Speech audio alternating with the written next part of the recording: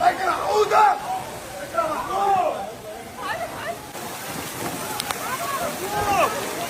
يا اسطى يلا بتوقف يلا.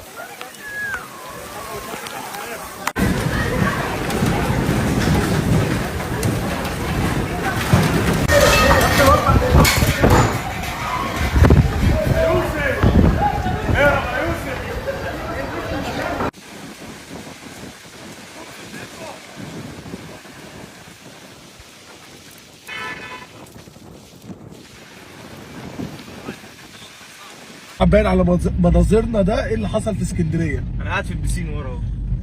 اللي حصل اللي انتوا الفيديوهات اللي انتوا شفتوها دي كلها ان مره واحده تلج وازاز بيتكسر وعواميد النور بتقع على العربيات وصفوف في اسكندريه بلكونات قديمه بتقع. ف يعني اي حد في اسكندريه قاعد في بيته ما يحاولش ان هو ينزل دلوقتي خالص، ولا حد ينزل بعربيته. لو حد عنده عربيه ينزلها جراج تحت الارض. الحمد لله احنا عشنا اصلا.